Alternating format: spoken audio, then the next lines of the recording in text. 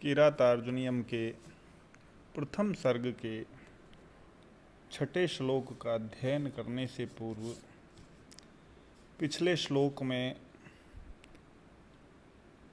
जो बताया गया था उसे पुनः जानने का प्रयास करते हैं, जिससे इस श्लोक की भूमिका का ज्ञान रहे। पिछले श्लोक में गुप्तचर ने राजा और मंत्री को परस्पर मिलकर कार्य करने का बोध कराने के लिए राजा से कहा। साथ ही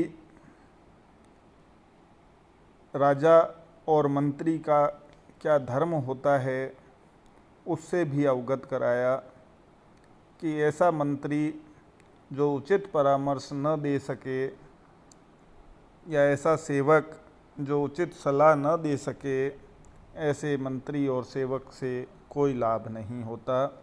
इसी प्रकार ऐसा राजा भी जो अपने सेवक की या मंत्री की बातों को नहीं सुन सकता, ऐसे राजा से भी कोई लाभ नहीं होता, क्योंकि मंत्री और राजा दोनों में ही राज्य संपत्तियां निवास करती हैं। यदि दोनों हमेशा अनुकूलता से रहते हैं तो निश्चय ही वह राज्य उन्नति को प्राप्त करता है। अतः राजा से गुप्तचर ने निवेदन किया था कि मैं जो भी बात कहूँ, चाहे आपको अच्छी लगें चाहे बुरी लगें, आप उसे सावचेत होकर के सुने। उसी क्रम में आगे कहते हैं, निसर्ग दुर्बोधमबोध विक्लवा क्व भूपतीनाम चरितं क्व जंतवः तवानुभावोऽयं वेदि यन्मया निगूढ़तत्त्वं नैवर्त्म विद्विषाम्।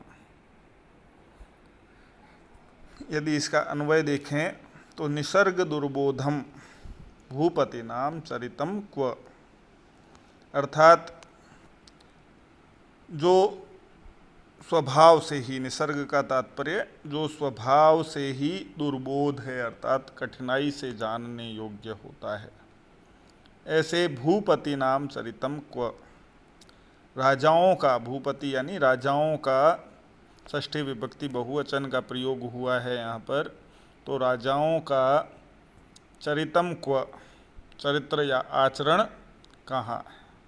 तो ऐसे राजाओं का तात्पर्य यह है कि कहाँ आप जैसे राजाओं का चरित्र है अर्थात स्वभाव है, आचरण है, क्योंकि राजाओं का आचरण ही स्वभाव से ही कठिनाई से जानने योग्य होता है। तो ऐसे आप जैसे महान राजाओं का कहाँ चरित्र। और अबोध विक्लवा क्व जंतवः, और जो अबोध विक्लवा यानी अज्ञानता से विकल हैं, पंगु हैं, हीन हैं, ज्ञान से हीन हैं, ऐसे मेरे जैसे प्राणी कहाँ, अर्थात आपकी और मेरी कोई तुलना नहीं है। फिर आगे कहते हैं, तवानुभावो अयम वेद यन्मया निगूढ़ तत्वम नैवर्त्म विद्वषाम। निगूढ़ तत्वम विद्विषाम यानी विद्विषाम शत्रुओं के, निगूढ़ तत्वम गुप्त तत्व को, छिपे हुए रहस्यों को, नैवर्त्म जो नीति मार्ग को, यन्मया वेदी मेरे द्वारा जान लिया गया है, अयम तव अनुभावः, तो वह जानकारी प्राप्त करने में तव अनुभाव यानी आपका ही प्रभाव है।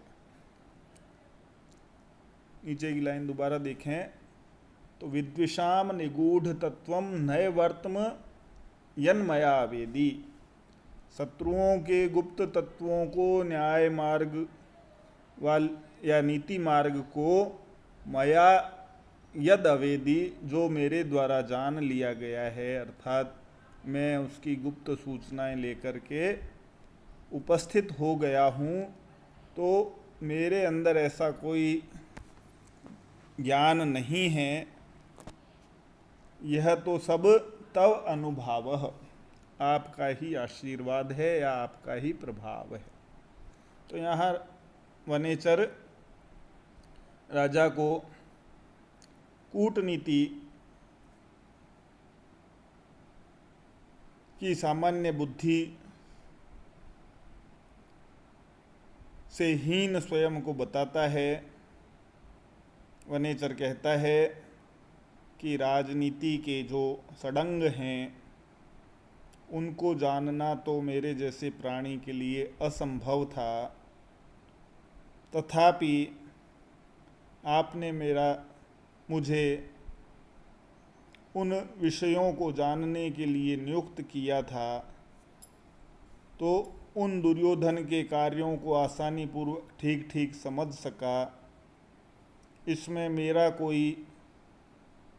मेरी कोई योग्यता नहीं थी, यह तो सब आपके ही प्रभाव थे कि मैं उस दुर्योधन के नीति कुशल और कपटपूर्ण व्यवहार वाले शत्रु की नीति को भी जान सका हूँ। तो इस प्रकार से यहाँ राजा को सर्वगुण संपन्न तथा स्वयं को अबोध बता करके एक भय की स्थिति जो मन में रहती है किसी भी सेवक के, उससे भी राजा को वह अवगत करवाता है। और राजा का ही प्रभाव होता है कि कोई भी गुप्तचर शत्रु की समस्त जानकारियों को, अर्थात नीतियों को समझ सकता है। और इसी बात को सिद्ध करने के लिए पिछले श्लोक में कहा था कि हितकारी बातों को राजा को सुनना चाहिए, या हितकारी बातें करने वाले को राजा को सुनना चाहिए, वही श्रेष्ठ राजा होता है। उससे पूर्व के श्लोक में भी यह बताया था कि राजा को चाहे अच्छी लगे चाहे बुरी बात लगे, हितकारी और मनोहर ये विरोधाभासी बातें संसार में बहुत दुर्लभ होती हैं। अतः राजा को किसी प्रकार से सेवक के द्वारा धोखा नहीं दिया जाना चाहिए। तो इस प्रकार यहाँ गुप्तचर अपनी रक्षा का भी एक तरह से आग्रह करता है और आगे की सूचना भी यहाँ देता है कि उस राजा दुर्योधन के द्वारा किस प्रकार से जनता के प्रति व्यवहार किया जा रहा है, उन समस्त जानकारियों को यहाँ उपस्थित करूँगा।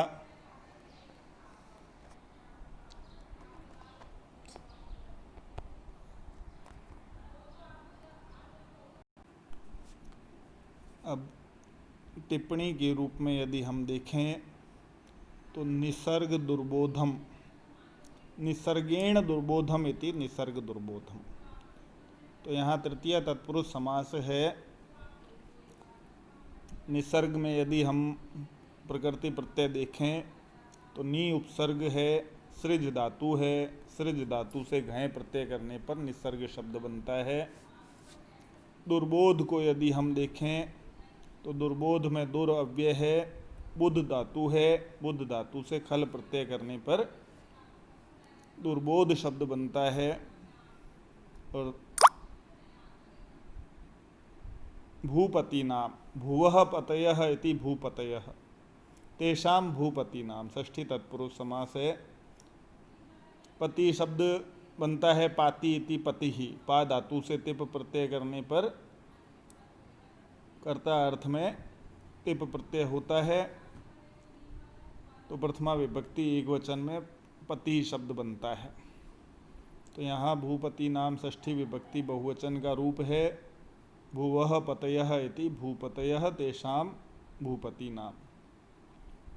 अबोध विक्लवाः, नए तत्पुरुष समास है अबोध में, न बोध इति अबोधः। अबोधेन विक्लवा इति अबोध विक्लवाः, तृतीय तत्पुरुष समास हो जाता है अबोधेन विक्लवाः इति अबोध विक्लवाः।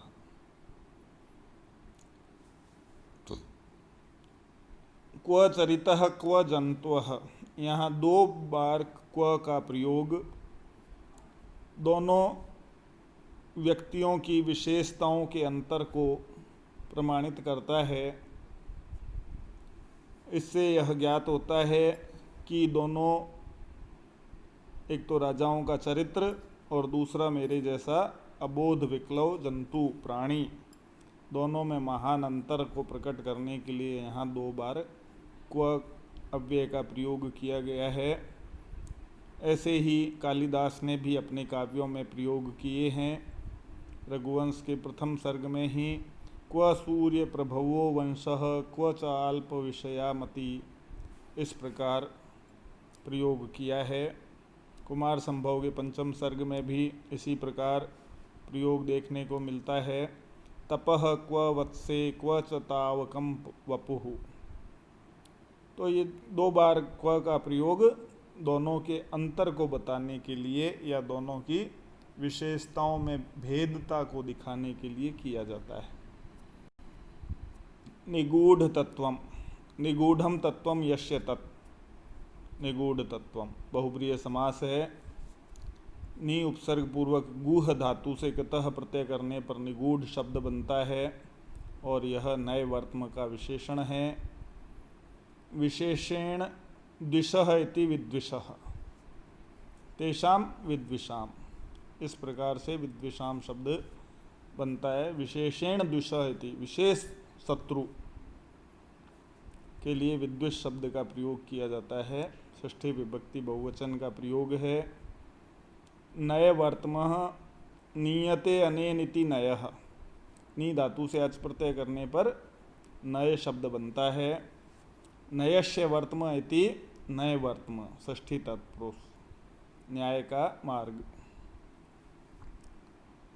यहाँ नय वर्त में प्रथमा विभक्ति का प्रयोग हुआ है। इसी प्रकार अनुभावः शब्द है, भवनम भावः इति अनुभावः, भवनम इति भावः, भू धातु से घय प्रत्यय करने पर भाव शब्द बनता है। और अनुगतः भावः इति अनुभावः, प्रादि समास है, प्रादि तत्पुरुष समास के अंतर्गत आता है। तो अनुगतः भावः इति अनुभावः, इस प्रकार से यहाँ पर महाकवि भारवी के द्वारा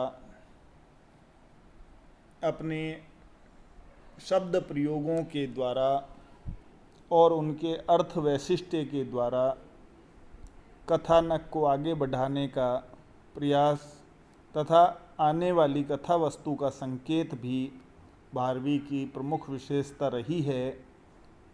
यहाँ पर भी आने वाले श्लोकों में किन विषयों का समावेश होगा, यह स्पष्ट रूप से संकेत देखने को मिलता है।